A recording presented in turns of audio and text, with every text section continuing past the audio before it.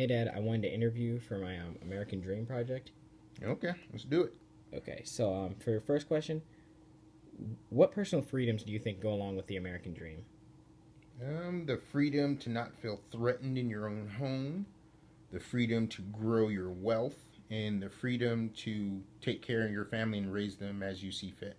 Okay, so I want to know how that was affected by your past. So tell me what the life you dreamed as a kid would be like where you'd be now. I didn't dream when I was a kid. I wasn't allowed to. You did whatever your parents said, and that was it. So I started dreaming after 25. Oh, okay, wow. So when was the time you began to get closer to your dream? After high school and leaving the house and earning money for myself and deciding what to do with it. So what did you do that was different from before?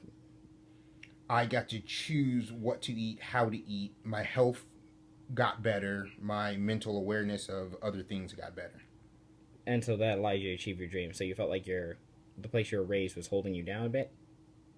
Place, time, and the ignorance of the people who raised me.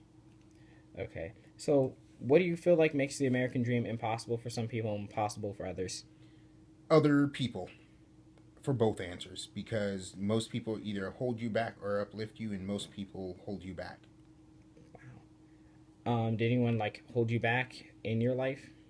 Yes, most people, like almost every person I've ever met. And so you have to really decide what you want to do, and then you do that. And so that's how you started achieving your dream. Exactly. Okay. Well, I was curious because you've lived in multiple states in your life. How do you think living in a different place affects your view of the American dream? You get to see other people fail in different ways and for the exact same reasons. So, because you're in different environments, seeing people fail the same way differently, you now know what not to do in different aspects of living, and then you tend to accomplish whatever it is you're going for. Okay. Um, so were there any specific like large major differences from living in Texas to Alaska to Georgia?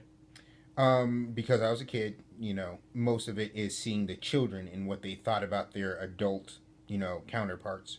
So I was able to see children in different states being raised differently, but the ignorance of the adults was the same. So pretty much you had to learn to free your mind from what you were told by your own adults and see what worked for you. Hmm. So did you see anyone else's dreams like getting majorly affected by like the place they live? Like because I'm in Texas, like I must become a cattle rancher or something along the lines of that. No, because like I'm saying, in my generation, people weren't allowed to think for themselves. They thought their parents, whatever it was, orders or dreams were your dreams. And so everywhere I went, pretty much, my mom won't let me, my parents won't let me, which is a common thing. Okay. So you're saying that the way that your view was of the American dream was affected was by moving was that you just saw the failures that people made for the same reasons. For the same reasons, and I got to meet their parents, and I got to see that their delusions or whatever from their parents affected them, which affected their children. So I decided to break away from the pattern and stop doing what I'm told blindly. Okay. So for your final question, I want to know how do you think that someone's mental health affects their ability to achieve their American dream?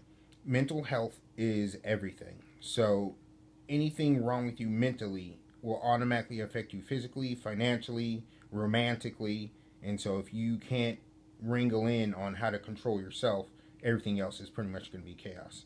So mental health is, you know, the foreground of everything you should be developing. All right. Thank you for your time, Dad. You're welcome.